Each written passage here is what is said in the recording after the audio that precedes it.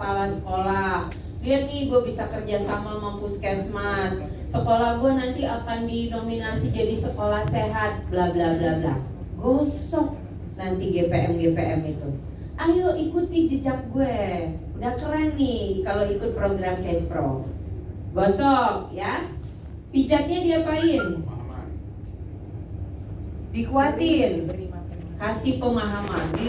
Dibentuk dia ya. Dengan dipijat itu kan dibentuk, ototnya dibentuk, memorinya dibentuk dengan pengetahuan, keterampilan. Sikapnya dia lebih positif terhadap isu-isu Case Pro. Pijat, bentuk nih GPM-nya. Lalu diurut, diapain? Kalau diurut itu diapain? Diarahkan, diluruskan, didampingi, dibina, dibimbing. Ya, seliteral itu GPU-nya. Nanti tugas Bapak dan Ibu. Jadi nggak salah ya dikasih nama GPU ya. Digosok, dipijat, diurut. Filosofi sekali ternyata. Nanti GPM-nya kita cari lagi filosofis ya. Nah, untuk bisa melakukan gosok, pijat, urut tadi, salah satu ilmu yang perlu Bapak Ibu kuasai, karena nanti biar gosoknya pas, pijatnya oke, urutnya enak, itu adalah teknik fasilitasi dan coaching. Apa bedanya memfasilitasi dan mengcoaching? Fasilitasi adalah banyak opsi yang bisa dilakukan. Dan konsep biasanya 1, 2, 3 itu terbatas. Kelompok kecil ya, terbatas, lebih personal, lebih detail, lebih penyelesaian masalahnya akan individual. Tapi kalau fasilitasi tadi lebih besar, lebih luas.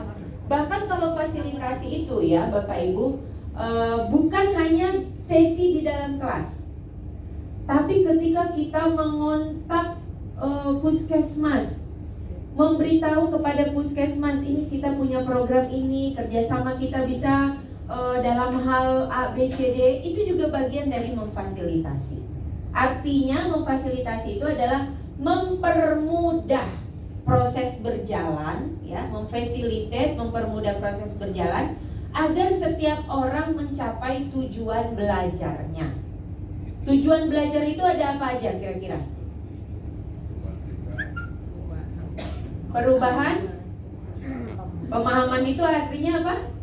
Pengetahuan, perubahan pengetahuan, sikap, psikomotor, ya kan? Kognitif, afektif, psikomotor, pengetahuan, sikap, dan keterampilan.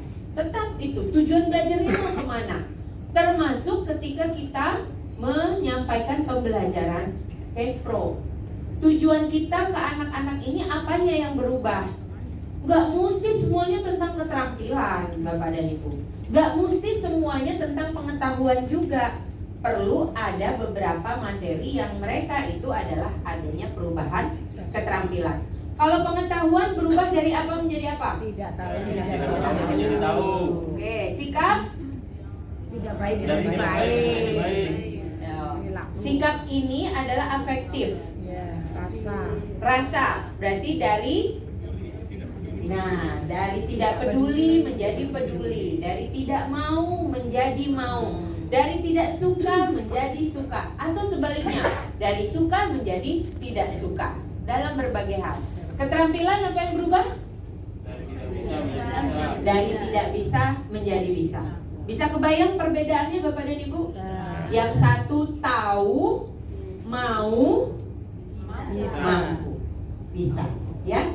Tahu, mau, mampu. Itu tergantung dari tujuan pembelajaran yang nanti akan Bapak Ibu lakukan. Apa pengalaman paling berkesan ketika melaksanakan proses pembelajaran kesehatan reproduksi? Kalau tadi adalah pengalaman lucu, ini saya pengen tahu yang paling berkesan. Bapak apa? Paling berkesan? Widodo. Pak Widodo. Iya. Ini di implementasi atau di sini, Bu? Implementasi. Implementasi. ketika diimplementasi, yang paling berkesan bagi saya adalah ketika anak-anak itu dikenalkan tentang hubungannya dengan anatomi. Nah, jadi banyak anak yang tunduk malu, Bu, gitu. Jadi banyak anak yang tunduk malu. Saya katakan, kenapa? Gitu. Malu, Pak, katanya itu di depan ada gambar yang saya punya, katanya gitu. Nah, itu aja, Bu. Terima kasih. Paling berkesan buat Bapak. Buat saya, sehingga saya harus bagaimana untuk membuat anak itu bahwa hal tersebut adalah bukan hal sesuatu yang istilahnya tabu ya, seperti itu. Saya Bu. Baik, jadi pengalaman Bapak adalah bagaimana merubah persepsi anak-anak terhadap informasi yang tadinya merekanya sendiri saja malu, apalagi gurunya ketika menyampaikannya, anak-anak yang menerimanya saja sudah malu, tapi Bapak berusaha untuk merubahnya. Kalau Ibu, apa yang paling berkesan? Terima kasih Bu Mawar. Yang paling berkesan yang pertama bagi saya adalah kolaborasi. Biasanya BK itu kolaborasinya hanya dengan PJOK, tapi ini ada guru IPA juga. Jadi alhamdulillah begitu pulang dari kita mendapatkan pelatihan waktu di Solo, kita langsung komunikasi dengan kepala sekolah, Pak, ini kolaborasinya kita 3 waktu. Jadi betapa semangatnya teman-teman mendapatkan materi ini. Buat saya ini berkesan karena untuk bisa kegiatan reproduksi remaja ini sampai pada anak-anak, kita perlu kolaborasi yang bagus. Dengan adanya kolaborasi, semuanya semangatnya terlibat sehingga akhirnya apa yang menjadi tujuan kita bisa tercapai. Oke, baik, terima kasih Bu. Iya. Jadi tadi mendobrak tabu dan melakukan kolaborasi. Pengalaman Bapak dan Ibu masing-masing bisa sangat berbeda. Bisa pengalaman yang positif, bisa pengalaman yang negatif. Gila, capek banget tahu ngerjain Cash Pro. Bikin RPP-nya bingung. Apalagi yang PJOK. Gimana caranya ngajarin Cash Pro di pelajaran sepak bola? Apa-apaan sih ini? Maksakeun kalau bahasa Sundanya ya. Maksain banget sih ini, nggak nyambung tapi harus. Belum Pak Tarma nagih aja laporannya kan. Mana tagihannya Bapak dan Ibu, mana tagihannya, diingetin terus bahkan sampai keluar itu list daftar nama. Nah, apakah kemudian kesan itu menjadi beban atau menjadi sebuah hal yang menyenangkan? Itu semua kembali kepada Bapak dan Ibu. Iya. Tinggal sekarang ini komitmennya mau dilanjut atau enggak, ya kan? Karena kami tidak bisa bilang ini tuh semuanya pasti bermanfaat, harus semua di seluruh sekolah Bapak dan Ibu. Yang ngerjain kan Bapak dan Ibu, gak bisa dipaksa. Nah, tinggal kalau memang merasa ini bermanfaat, merasa ini berkesan, merasa banyak hal yang berkembang baik buat diri Bapak Ibu masing-masing, maupun buat sekolah, maupun buat anak-anak, mau lanjut, apa aja yang perlu kita siapkan? Termasuk tadi jadi GPU. Kolaborasi yang Ibu rasakan, mendobrak tabu yang Bapak rasakan, pengen nggak dibagi kepada guru-guru yang lain? Pengen banget. Apalagi di sini hampir sebagian besar guru penggerak. Guru penggerak kan juga harus menggerakkan guru yang lain kan? Berbagi pengalaman mengajar, berbagi pengetahuan, pengalaman dan lain sebagainya. Karena ada quote kan katanya, kalau mau lari cepat, larilah sendiri. Silakan nge-sprint sendiri. Tapi kalau mau lari jauh, harus bareng-bareng. Karena kekuatan itu akan kita dapat ketika kita melakukannya secara bersama-sama. Oke, berkesannya simpan dan renungkan masing-masing ya. Nah, apakah ada perbedaan dalam proses pembelajaran yang Bapak Ibu lakukan setelah menjadi GPU? Setelah menjadi GPU, patokannya apa? Setelah pelatihan di Solo. Oke. Bapak dan Ibu ini udah jadi GPU, jangan, oh kan saya belum jadi GPU, belum jadi, nggak boleh ada tagihan-tagihan GPU. Enggak. Udah dapat sertifikat belum? Udah jadi GPU. Nah, pertanyaan saya, apakah ada perbedaan dalam proses pembelajaran sebelum Juli tahun lalu ke Juli tahun sekarang. Ibu ada nggak perbedaan? Jujur-jujur aja, kalau nggak ada, nggak apa-apa. Jujur saja. Masih Ibu, pertanyaannya apakah ada perbedaan dalam proses pembelajaran yang Bapak Ibu lakukan setelah menjadi GPU?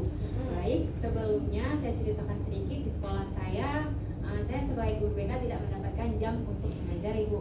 Nah, jadi sebelumnya memang jarang sekali saya masuk ke kelas untuk memberikan bimbingan khusus kepada siswa. Nah, setelah menjadi GPU ini, dikarenakan Ada tagihan setiap laporan. setelah membuat RTL itu setiap bulannya harus ada kegiatan dan rutin ada kegiatan dengan puskesmas juga. Kegiatan dengan puskesmas tidak hanya tentang kesehatan reproduksi, akhir-akhir ini Ibu semakin berjalan dengan lancar, baik kegiatan gizi, pemeriksaan gigi dan lain-lain semakin sering dilakukan. Nah, semenjak pulang dari Solo itu BK menjadi sering masuk ke kelas-kelas untuk memberikan pembelajaran Kespro maupun terkait pendidikan kesehatan lainnya seperti itu Ibu. Terima kasih. Oke, jadi frekuensi Ibu berinteraksi dengan peserta didik juga semakin banyak. Apa manfaat yang Ibu rasa dengan semakin seringnya Ibu masuk ke dalam kelas?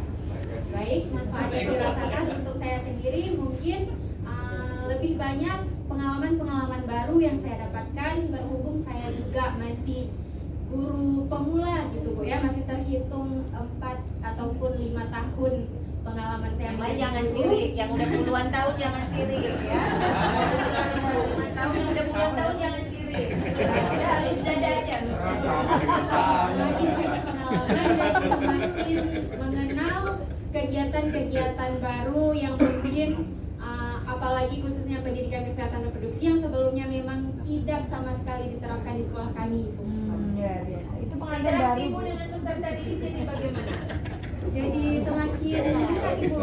Jadi sekarang kalau anak-anak panggil Khaira, bukan lagi Bu Khaira, ini Kespro Ibu. Luar biasa. Terima kasih banyak Bu Haira. Itu satu contoh, ya. Apakah pembelajaran itu berubah dan harapannya ini terus bergulir. Juli kemarin itu adalah pemantik, bahan untuk Bapak dan Ibu mengasah diri sendiri. Pembelajaran yang sesungguhnya terjadi di sekolah Bapak dan Ibu masing-masing. Ketika 3 bulan itu ditagih setiap saat, mana RTL-nya gitu ya. Itu tuh adalah proses pembelajaran yang sesungguhnya. Solo adalah cuma 5 hari, apalah yang diingat? Memang gak ada yang diingat, apa yang diingat? Paling ingatnya, oh kemarin sempat jajan batik, oh kemarin sempetin jalan-jalan ke Jogja, ya kan? Tapi yang dipelajari di kelas itu ya udah gitu. Namun suasananya itu tetap pasti akan menempel. Dan itulah yang Bapak Ibu bawa ketika melakukannya langsung di sekolah masing-masing. Proses pembelajaran berlangsung ketika melaksanakan RTL. Harapannya setelah belajar kan kita tadi berubah ya. Udah tahu, udah mau, udah mampu. Berarti lanjutkan lagi, tingkatkan lagi dengan melanjutkan lagi programnya. Karena proses pembelajaran tidak akan berhenti selama kita terus melakukannya. Oke. Nah, karena udah belajar, udah melaksanakan RTL, udah punya praktik baik, udah punya pengalaman tentang Kespro, bahkan sekarang sudah dipanggil Ibu Kespro, ya kan? Kalau itu Ibu Kespro, Bapak Kespronya yang menghadapi. Pak Jabat. Ya. Baik, ini. Nah, kira-kira menurut Bapak dan Ibu, kan nanti ini mau jadi GPU ya? Ini mah kita berandai-andai aja dulu. Bukan berandai-andai jadi GPU-nya. Kira-kira kalau GPU yang ideal itu yang kayak gimana sih? Ada penghasilan tambahan. Kita coba catat Kak, apa aja karakteristiknya Kak Tite? Tambahkan slide-nya 1 di bawah, kita coba catat apa aja nih. Apa saja karakteristik guru GPU yang ideal menurut Anda, ya? Oke, kita catat ya. Oh, itu belum muncul yang sebelah. Sip. Mau berbagi. Oke, tulis. Dekat dengan siswa. Oke. Bu, mau kolaboratif aja ya. Jadi bisa melakukan, mau dan lain sebagainya. Bisa memberikan solusi. Ibu, mau berbagi praktik baik. Kreatif, lebih kreatif. Terikuti nggak Kak yang diomongin? Kayaknya panik dia nulis itu. Lebih kreatif Kak. Oke. Mau berinovasi, inovatif.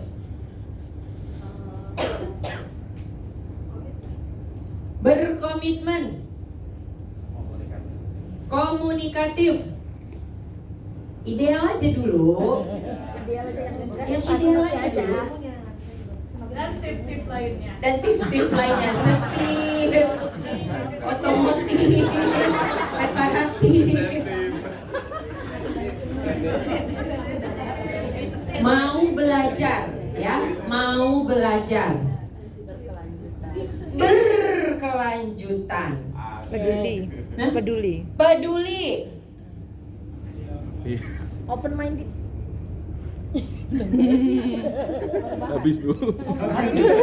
Baru berapa? Belum 20. Karakteristik guru ideal. GPU, kesehatan reproduksi. Terus belajar. Terus belajar, mau belajar tadi udah ya.